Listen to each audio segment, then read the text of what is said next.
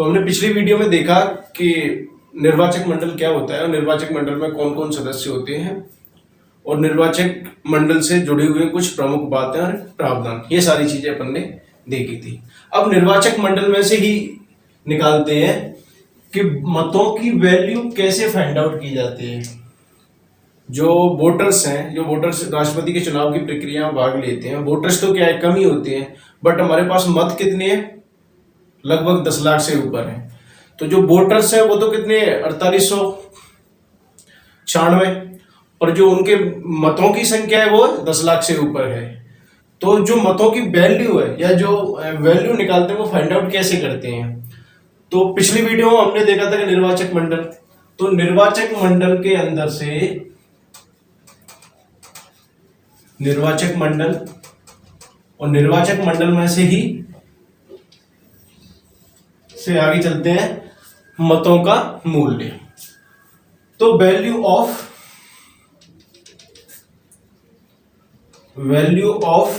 Vote, value of vote, मतों का मूल्य कैसे निकालते हैं। तो संविधान के अंदर मतों का मूल्य निकालने के लिए दो सर्वमान्य तरीके बताए गए हैं या दो सर्वमान्य सिद्धांत दिए गए हैं, जिसके अनुसार फर्स्ट सिद्धांत दिया गया है संविधान के अंदर, क्या दिया गया है कि सभी राज्यों से, जो सभी राज्य हैं वो सभी राज्यों के जितने भी नागरिक हैं वो राष्ट्रपति के चुनाव की, जो किसी भी व्यक्ति की जो चुनाव में भागीदारी है वो क्या हो, इक्वल हो, मतलब बराबर हो। फर्स्ट ऑफ ऑल कह सकते हैं कि सभी राज्यों से समान प्रतिनिधित्व, सभी राज्यों से समान प्रतिनिधित्व क्या हो, सभी राज्यों से समान प्रतिनिधित्व हो। फर्स्ट ऑफ ऑल क्या कहा गया है संविधान में पश्चिम सिद्धांत के अनुसार कि सभी राज्यों से क्या होना चाहिए, रिप्रेजेंटेशन, लोगों का बराबर होना चाहिए। ठीक है। दूसरा सिद्धांत कहता है कि राज्यों व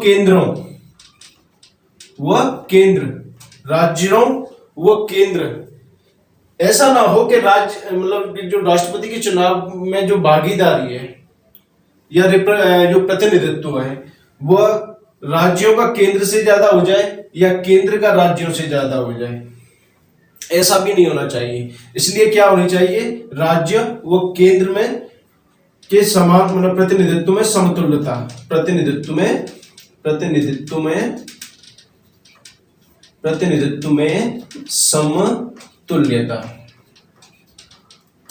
समतुल्यता। तो मतों के वैल्यू के लिए दो, जो संविधान में दो सिंपल से और सीधे से क्या दिए गए हैं, दो सिद्धांत दिए गए हैं। फर्स्ट ऑफ ऑल क्या है कि सभी राज्यों से क्या हो, सभी नागरिकों का राष्ट्रपति के जो चुनाव की भागीदारी में या प्रतिनिधित्व वो क्या होना चाहिए, सबका इक्वल, समानुपाती, मतलब इसको बोलते हैं यूनिफॉर्म होना चाहिए। ठीक है, क्या होना चाहिए, यूनिफॉर्म होना चाहिए। ठीक है। और इधर कहा गया है कि राज्यों व केंद्रों, ना राज्य केंद्र पर और ना केंद्र राज्यों पर क्या हो, हावी हो। इसके लिए क्या होना चाहिए, दोनों में प्रतिनिधित्व क्या होना चाहिए, समान होना चाहिए। तो ये जब इक्वल रिप्रेजेंटेशंस रहे वो भी राज्यों के अंदर भी और केंद्र राज्य और केंद्र के बीच में, इसके लिए दो फॉर्मूला इजाद किए गए। क्या किए गए, दो फॉर्मूला इजाद किए गए। फर्स्ट ऑफ ऑल फॉर्मूला अपन निकालेंगे राज्यों से, वैल्यू ऑफ वोट, मतों का मूल। फर्स्ट ऑफ ऑल निकालेंगे राज्यों से, किसका, एमएलए का मत। हाउ टू फाइंड आउट, एक एमएलए का मत मूल्य कैसे निकालें, या एक एमएलए का जो मत का मूल्य है वो कैसे निकाला जाता है। तो एमएलए का जो मत का मूल्य है, एमएलए के मत का मूल्य, तो वो कैसे निकलता है, कैसे निकलेगा? संविधान में कहा गया है कि राज्य की कुल जनसंख्या, राज्य की कुल जनसंख्या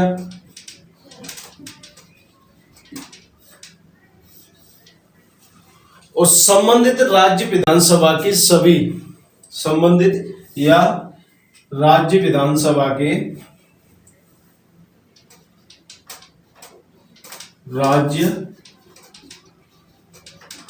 विधानसभा के, राज्य विधानसभा के सभी निर्वाचित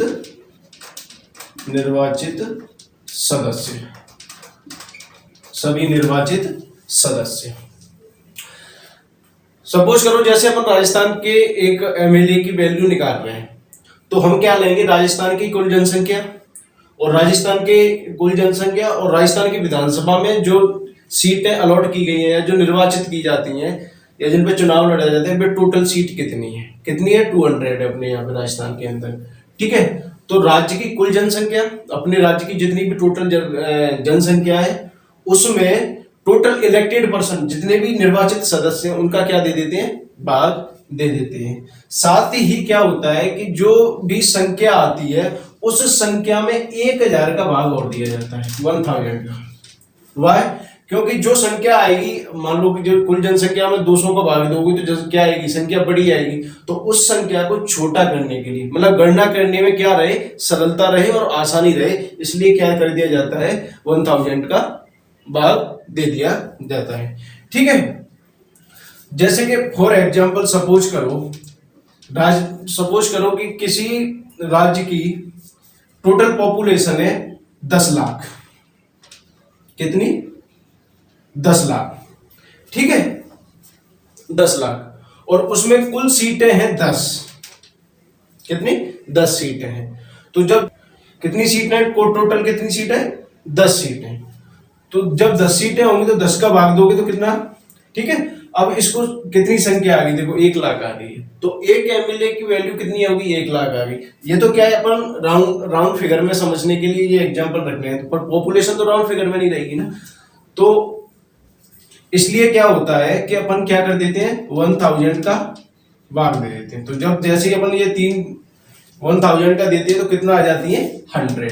तो इसको आसानी से क्या किया जा सकता है? गणना की जाती है और वो कर लिया जाता है। अब फॉर एग्जांपल लेके चलते हैं अपन एक राजस्थान का ही क्या देख लेते हैं, एग्जांपल ले लेते हैं। जैसे कि राजस्थान के एक एमएलए की वोट की जो मूल्य है वो कितना है? नोट राजस्थान के एक एमएलए या विधायक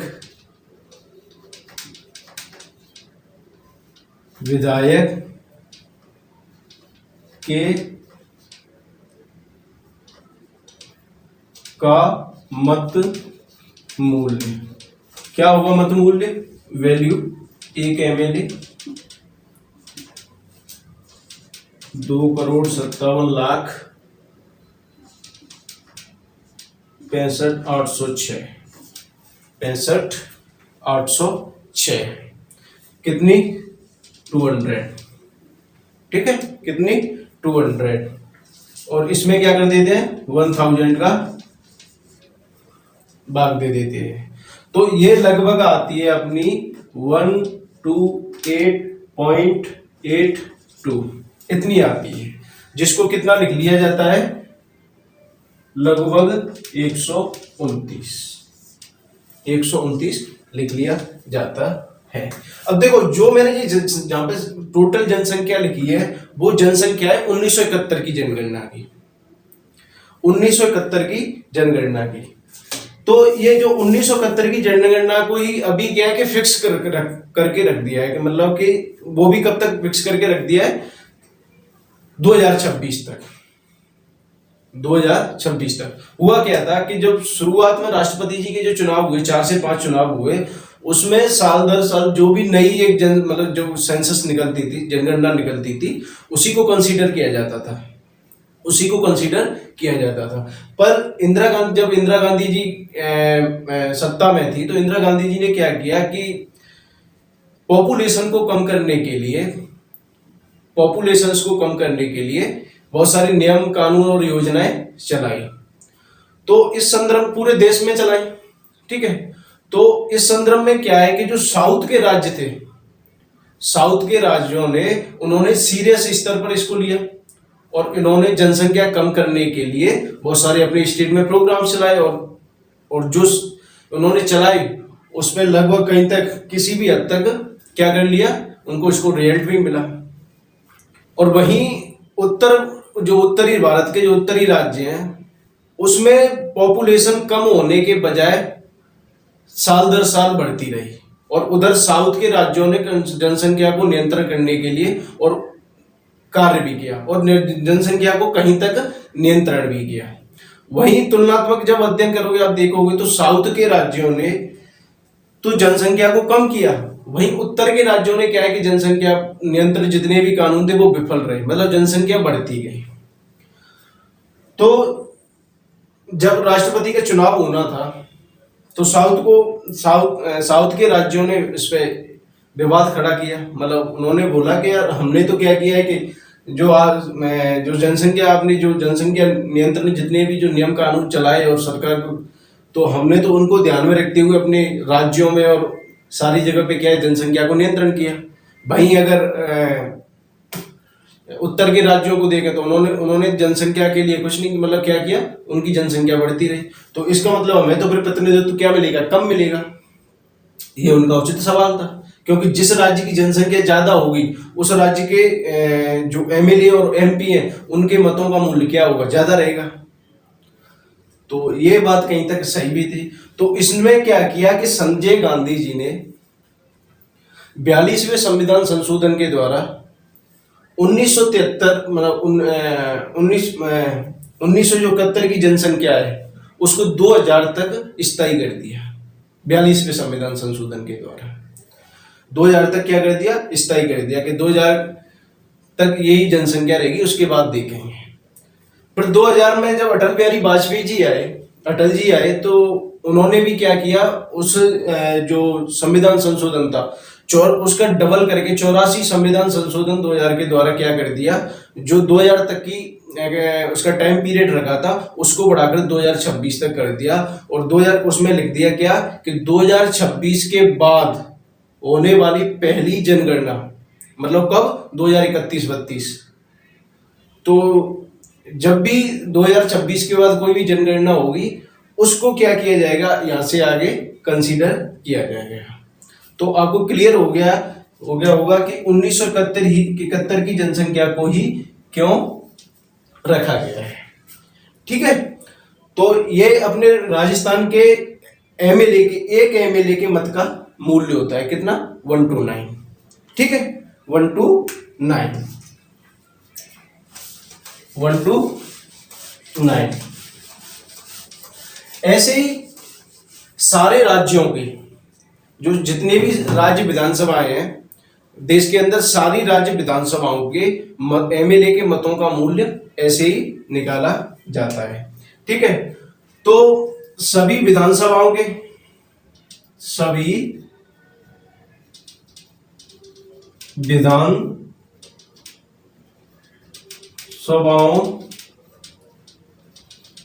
के मतों का मूल्य कितना होता है, मतों का कुल मूल्य कितना होता है, 5,49,474। ये टोटल मतों का मूल्य होता है। ये वोट्स होते हैं, ये टोटल वोट होते हैं। ठीक है, वोटर्स तो कितने हैं अपने यहाँ पे 4896, और वोट कितने हैं, विधानसभा के वोट कितने हैं 5,49,474। ठीक है, 74। अब देख लेते हैं कि वे राज्य जिनके एक एमएलए के क्या है, मतों का मूल्य सबसे अधिक है। तो वो सबसे फर्स्ट ऑफ ऑल पे आएगा, पहला राज्य है कौन, यूपी। कौन सा है, यूपी कितनी है 208, कितनी 208। देन आएंगे तमिलनाडु एंड झारखंड, तमिलनाडु एंड झारखंड कितनी है 176, इसे नोट कर लो 176। तीसरे नंबर पर महाराष्ट्र, कौन महाराष्ट्र कितनी है 175। ये एक एमएलए के मत का मूल्य है, ठीक है, एक एमएलए के मतों का मूल्य है। ये तो कौन है सर्वाधिक वाले, मैक्सिमम, मैक्सिमम। और मिनिमम वाले लास्ट के 3 मिनिमम। फर्स्ट आएगा सिक्किम, कौन सिक्किम कितना है 7, कितना 7। Arunachal Pradesh and Mizoram, AP and Mizoram कितना है 8।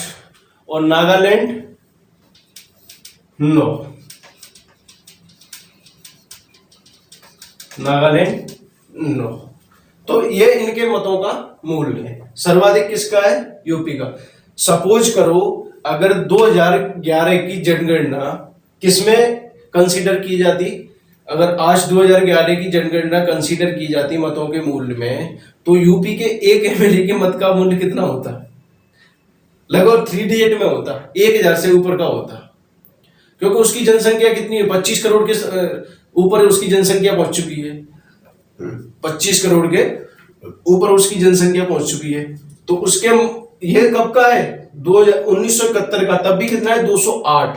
और अब 2011 की जनगणना को कंसीडर किया जाएगा तो उसके मत का मूल्य कितना हो जाएगा। तो इसीलिए ये जो जनसंख्या वाला जो 1971 वाला है वो इसीलिए इसको भी स्टे करके रखा हुआ है। तो हमने देखा कि एमएलए के मत का मूल्य, राज्य की कुल जनसंख्या एवं राज्य विधानसभा के सभी निर्वाचित सदस्य, उसमें क्या दे देते हैं 1000 का भाग दे देते हैं, ठीक है। तो राजस्थान के एक एमएलए विधायक का मत का मूल्य कितना था 129, 129, ठीक है। और सभी विधानसभाओं के मतों का कुल मत कितने हैं 5,49,474। सॉरी यहाँ पे जो मैंने मूल्य रख दिया था, मूल्य नहीं कुल मत आएगा, है ना। कुल मत कितने 5,49,474। ये तो किसके हो गए एमएलए का। अब निकालते हैं एमपी का, ठीक है। किसका निकालते हैं एमपी का, मतलब सांसदों का, सांसदों का। तो सांसदों का भी सिंपल है, क्योंकि देखो दूसरा समीकरण क्या कहता है सांसदों के लिए, दूसरा मतलब संविधान के अंदर जो दूसरा सिद्धांत क्या कहता है कि केंद्र और राज्यों के बीच जो प्रतिनिधित्व है उसमें क्या पाई जानी चाहिए, समतुल्यता पानी चाहिए। क्या पानी चाहिए, समतुल्यता आनी चाहिए। तो इसके लिए क्या किया गया कि एक एमपी के क्या सभी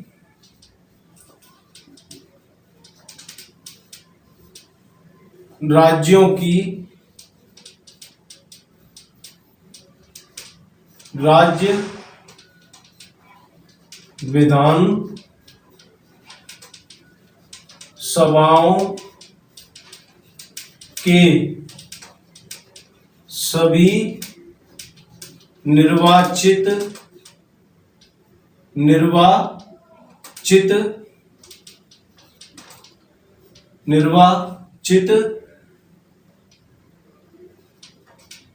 सदस्यों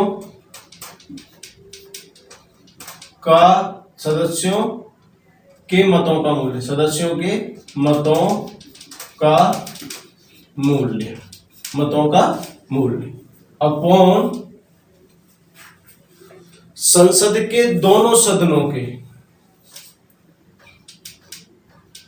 संसद के दोनों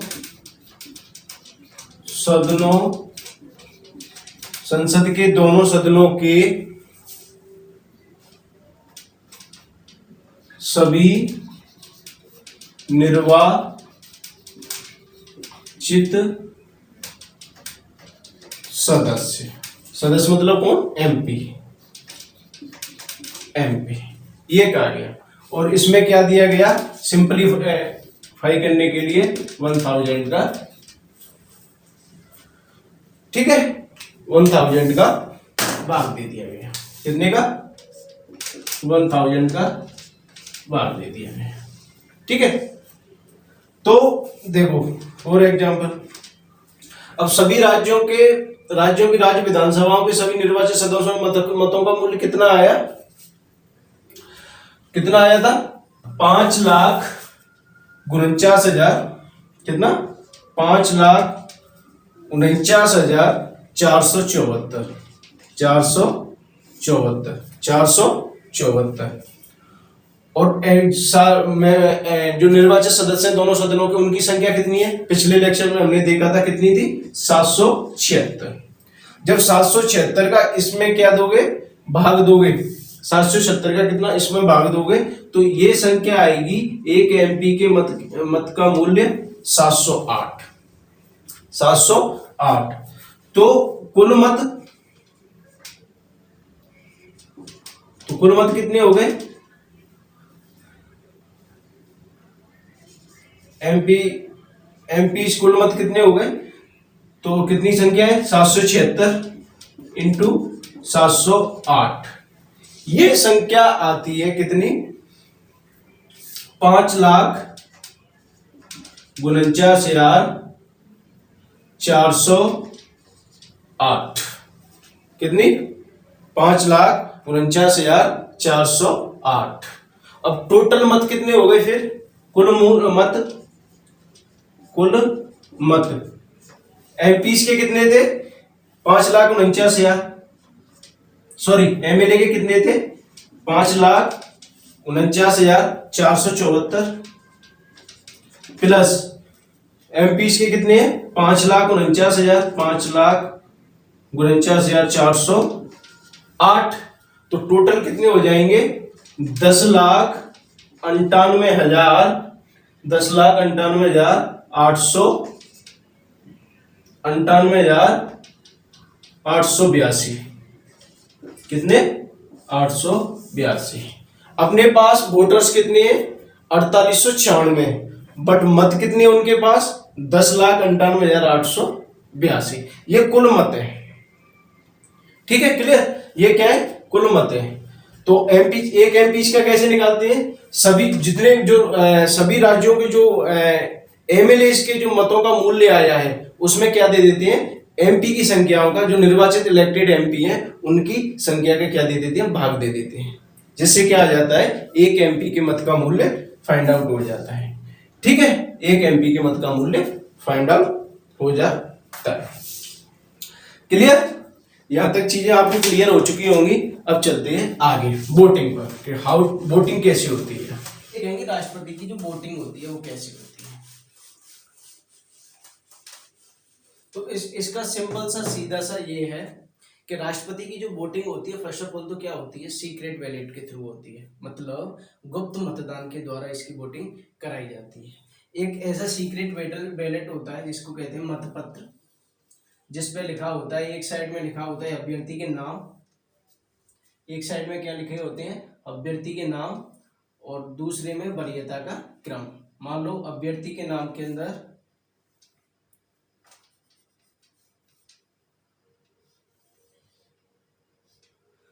यह नाम, अभ्यर्थी का नाम और वरीयता क्रम, ठीक है, अभ्यर्थी का नाम। मान लो एनडीए की तरफ से, लेटेस्ट ही एग्जांपल ले लेते हैं, द्रौपदी जी,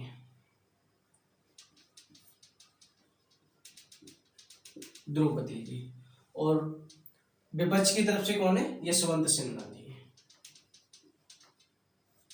यशवंत सिन्हा, ठीक है। अब सपोज करो 4 कैंडिडेट उम्मीदवार हों राष्ट्रपति के,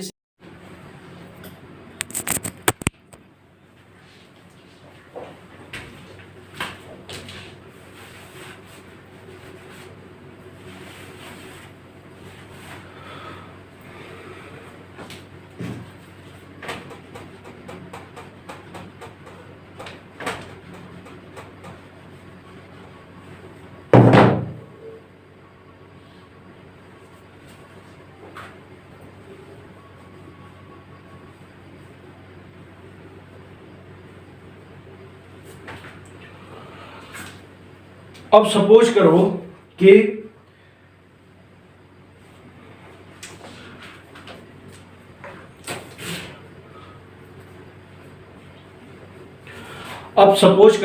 कि राष्ट्रपति चुनाव के जो कैंडिडेट है वो 4 है। मान लो एक है गुलाम नबी आजाद नबी जी, ठीक है, और चौथे नंबर पर लालू जी, ठीक है।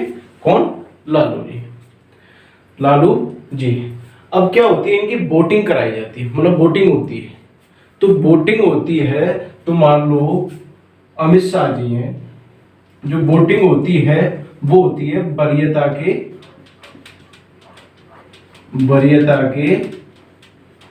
आधार पर गुप्त मतदान, वरीयता के आधार पर गुप्त मतदान। मान लो अमित शाह जी हैं, उनको ऐसा ही एक बैलेट पेपर दिया जाता है। उनको क्या दिया जाता है? एक बैलेट पेपर दिया जाता है, और वो बैलेट पेपर उनको खुद से ही भरना होता है। वो भी करेक्ट भरना होता है कि 1 साफ दिखे, 2 साफ दिखे, 3 साफ दिखे, काट पीट कुछ भी नहीं। अगर ऐसा होता है तो क्या कर दिया जाता है? वो वोट ही खारिज कर दिया जाता है, ठीक है। सेम ये वैसे ही है जैसे कि हम जब 12th पास आउट करके कॉलेज का एंट्रेंस एग्जाम देते हैं, और एंट्रेंस एग्जाम के बाद जब अपनी काउंसलिंग कराते हैं तो हमसे चॉइसें पूछी जाती हैं। चॉइसें का मतलब आपको कौन सी कॉलेज फर्स्ट चाहिए, कि तो हम भरते हैं कि मेरे को ये कॉलेज फर्स्ट चाहिए, अगर ये नहीं मिले तो मेरे को दूसरी कॉलेज चाहिए, अगर ये भी नहीं मिले तो तीसरी ये चाहिए। तो सेम ऐसे ही है। अमित शाह जी क्या करेंगे कि वो भरेंगे प्रेफरेंस, मतलब वरीयता रखेंगे। वो कहेंगे कि मैं चाहता हूं कि पहले नंबर पे कौन बने मेरी तरफ, मेरे वोट के थ्रू, राष्ट्रपति द्रौपदी मुर्मू जी। अगर ये नहीं बनती हैं तो दूसरे नंबर पे अगर मैं चाहता हूं कि कौन बने, नबी जी, गुलाम नबी आजाद जी, ठीक है। अगर ये भी नहीं बने तो चाहते हूं कि तीसरे नंबर पर लालू जी और चौथे पे यशवंत सिन्हा। तो ऐसे सारे जो वोटर्स हैं उनको बैलेट पेपर दिया जाता है, और इस बैलेट पेपर को ऐसे ही सारे गुप्त रूप से भरकर और उसको फोल्ड कर और उस मतपत्र पेटी में डाल देते हैं, ठीक है। क्या होता है? यही गुप्त मतदान होता है। अभी इसी गुप्त मतदान को देखें कि ये इस टर्म को कैसे मतलब कंसीडर करता है। एकल संक्रमणीय मत वो जो टर्म है उसको कैसे, ठीक है। तो वरीयता के आधार पर गुप्त मतदान होता है, ठीक है। अब वोटिंग होने के बाद होनी होती है उनकी क्या? काउंटिंग। क्या होनी होती है? काउंटिंग। क्या होनी होती है? काउंटिंग। अब काउंटिंग से पहले ये तो डिसाइड हो कि कोई उम्मीदवार कितने मतों का, जो टोटल वैध मत डाले गए हैं, कितना प्रतिशत प्राप्त कर ले, जब उसको क्या हो जाएगा? विनर माना जाएगा। क्या किया जाएगा? विनर माना जाएगा। तो इसको कहते हैं कोटा सिस्टम। क्या? कोटा सिस्टम, ठीक है। एक कोटा निकालना, कोटा फाइंड आउट करना, ठीक है। तो कोटा कैसे निकाला जाता है? सिंपल सा है, संविधान के अंदर सिंपल लिखा है। क्या? कि कुल वैध मत,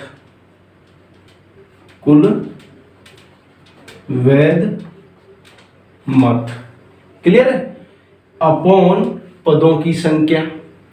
क्या? पदों की संख्या प्लस 1, इसमें 1 जोड़ा जाता है, साथ ही यहां पे भी प्लस 1, ठीक है। पदों की संख्या। तो अब देखो, कुल वैध मत, सपोज करो एग्जांपल देते हैं अपन कि कुल वैध मत है 100, कितने? 100 मत है, कितने? 100, ठीक है। अब पदों की संख्या, राष्ट्रपति का पद कितने पदों के लिए चुनाव हो रहा है? सिंगल पद के लिए, तो 1, क्लियर। और प्लस क्या है? 1, तो ये कितने हो गए? 1 + 1 2, जब 2 का इसमें क्या देंगे? भाग देंगे तो कितना आ जाएगा? 50 + 1, तो इक्वल टू कितना होगा? 51। मतलब जिस उम्मीदवार को 51% वोट मिल जाएगा, वोट का भाग मिल जाएगा, वही क्या हो जाएगा? नेक्स्ट प्रेसिडेंट हो जाएगा, ठीक है। नेक्स्ट प्रेसिडेंट हो जाएगा। तो इस टाइप से क्या निकाला जाता है? मत का कोटा निकाला जाता है, जिससे कि ये फाइंड आउट किया जा सके कि कितने % पे एक उम्मीदवार को विनर माना जाएगा। ठीक है, तो अब होती है क्या, काउंटिंग। अब काउंटिंग कैसे होती है, मान लो ये 4 उम्मीदवार हैं, मैं इनके 4 बॉक्स बना देता हूं, 1 2 3 और ये 4। ठीक है, द्रौपदी मुर्मू जी का मान लो A, यशवंत सिन्हा जी का B, नवी जी का C और लालू जी का D। अब जो वोटर्स थे उन सब जो मतपत्र पेटियां हैं, उन सब मतपत्र पेटियों को सारी, क्योंकि जो मतपत्र पेटियां संसद के अंदर भी प्रेसिडेंट का चुनाव होता है और सारी जो राज्य विधानसभाएं हैं देश के अंदर, उसके अंदर भी राष्ट्रपति का चुनाव होता है। इसलिए 2 से 3 दिन का काउंटिंग के लिए टाइम दिया जाता है कि जो मतपत्र पेटियां हैं वो क्या पहुंच जाए 2 से 3 दिन के अंदर पार्लियामेंट के अंदर, जो स्ट्रांग रूम बनाया जाता है उसके अंदर पहुंच जाए 2 से 3 दिन के अंदर। तो इसीलिए अब 21 तारीख को क्या होनी है, उसकी काउंटिंग होगी और परिणाम घोषित कर दिया जाएगा। ठीक है, 21 जुलाई को। तो अब क्या है कि सारी मतपत्र पेटियां खोली जाएंगी और वो सारी मतपत्र पेटियों में से सबसे पहले जिस कैंडिडेट को फर्स्ट वरीयता दी होगी उस मतपत्र को उसी के बॉक्स में डाल दिया जाएगा। सपोज करो ऐसे मतपत्र ऐसे जो मत हैं वो द्रौपदी जी को मिले 45। कितने? 45। यशवंत जी को मिले 30। कितने? 30। और इनको मिले कितने? 15। ठीक है, किसको? नवी जी को। और इनको मिले कितने? 10। क्लियर है ना? कितने मिले? 10। ये क्या है, ये फर्स्ट राउंड की क्या हुई है, वो काउंटिंग हुई है फर्स्ट राउंड की। फर्स्ट राउंड की काउंटिंग में ये सारी चीजें आएंगी। अब देखो प्रेसिडेंट बनने के लिए कितना चाहिए बहुमत, मतलब मतों का भागी कितना चाहिए? 51%। तो भी किसी को भी क्या नहीं मिला है? 51% पार्ट नहीं मिला है। तो क्या होता है कि यहां से अब आगे चलता है कि क्या कि एकल संक्रमणीय मत। अब देखो ये देखा जाता है एकल संक्रमणीय मत वह वोट है जो क्या है, अपने आप में ट्रांसफेरेबल है, मतलब स्थानांतरणीय है।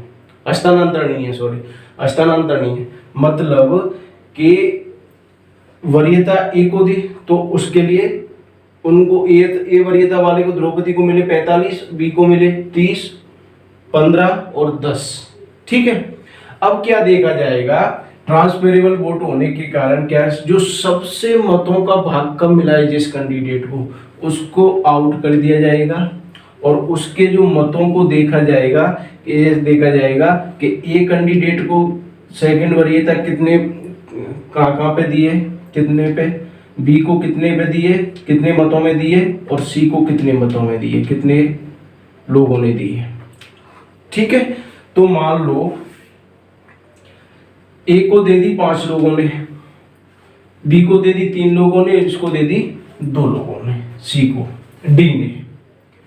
तो 5 + 5 करोगे 50 हो गए, 5 + 3 करोगे 33 हो गए, 5 + 2 17 हो गए। क्लियर है ना? कितने? 50, 33 और 17। ये क्या कर दिया? आउट कर दिया। अब फर्स्ट राउंड हो गया, सेकंड राउंड की हो गई, तब भी क्या नहीं हुआ, कोई क्लियर विनर नहीं हुआ।